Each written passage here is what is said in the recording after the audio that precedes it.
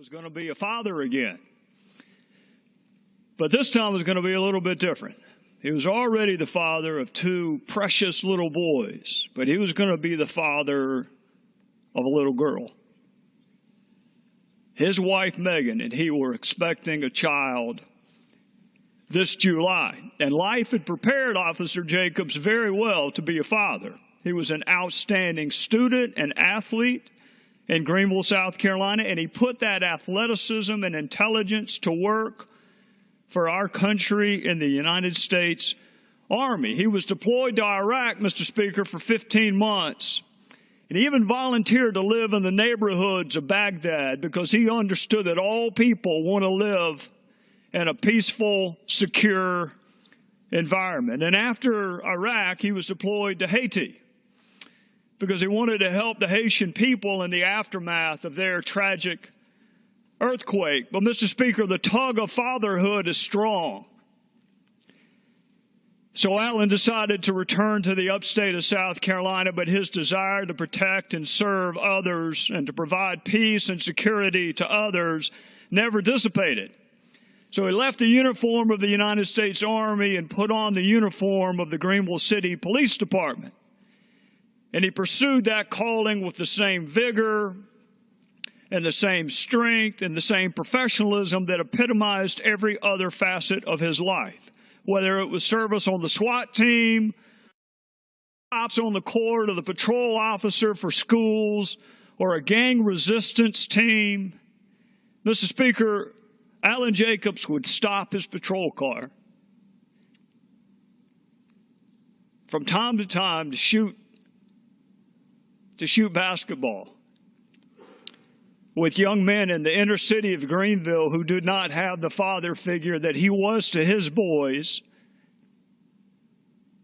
and that he would be to his daughter. Now, Mr. Speaker, I learned all of this from Alan's mother in a telephone call we had 2 days before his funeral. This strong man who survived Iraq and Haiti and boot camp and police officer training couldn't survive an encounter with a teenage gang member who had just been released from jail. Never even had a chance to unholster his weapon, Mr. Speaker.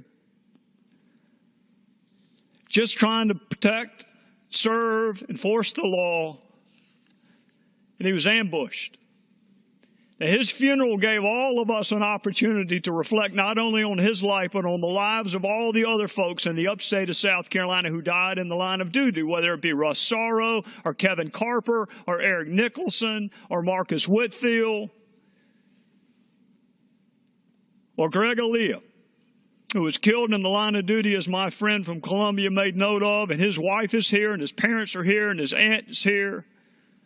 And they have a little boy that's less than 1 year old. So I want to say this in conclusion, Mr. Speaker. I want to thank all the women and men in uniform who are willing, most of us are not willing to do, and interact with people that most of us are not willing to interact with, and miss things in life that most of us are not willing to miss. But I especially want to send a message, Mr. Speaker, to Alan Jacobs' 2 sons and his daughter on the way, and Greg Aaliyah's son. Their fathers lived a life of service and sacrifice and significance.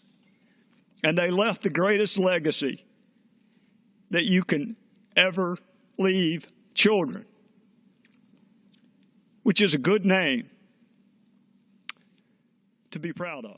We will make America great again.